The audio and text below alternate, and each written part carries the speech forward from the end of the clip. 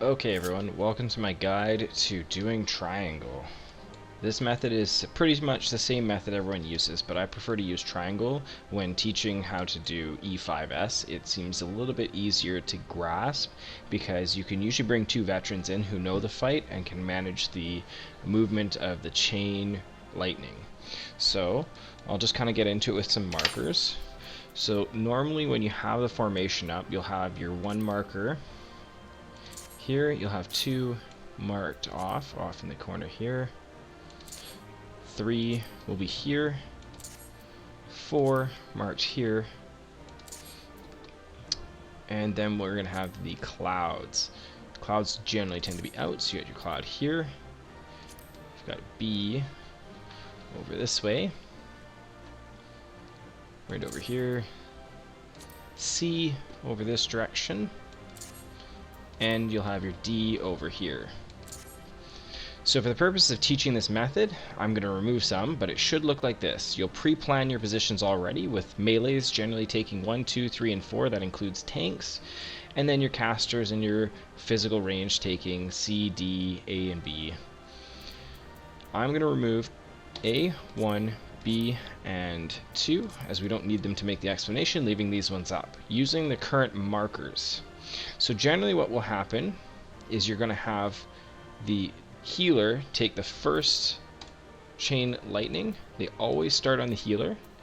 And for this method of teaching triangle, we want our healers to either be at 2 or at 1.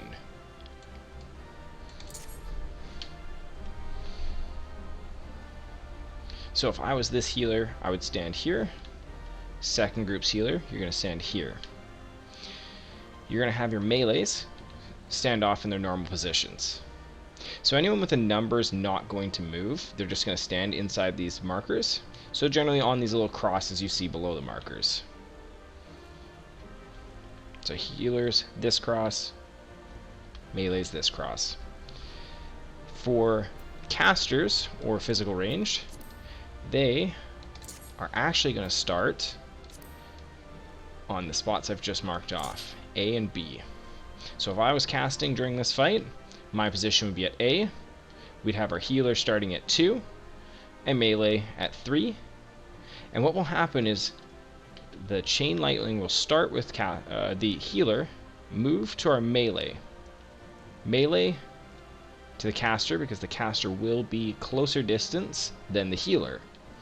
And once it reaches the person in A or in B, their job is to simply move it down the dotted line to C, where it should pass from them to the healer.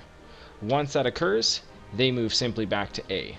All this time, the melee and the healer don't move. They stay in 2 and 3. If they move, it'll make it more complicated for the caster to pass it, or the physical range to pass it to them. During this method, the reason why it also is really good is because you have your tanks still taking their tank busters and dealing with their mechanics here, but if one person in the group was to die, you can have a tank simply move either to A if it was the caster that dies, to 3 if it's the melee that dies, or you could have them take the healer's position. That way you can recover from it.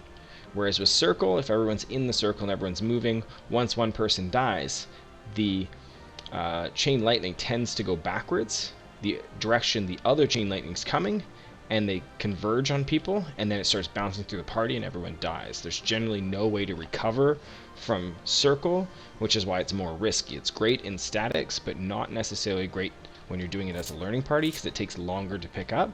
In this method, again, you could have somebody such as myself or a veteran who's done the fight do all the movement, so that everyone else who's newer to the fight can continue to cast and practice their DPS and pay attention to the mechanics.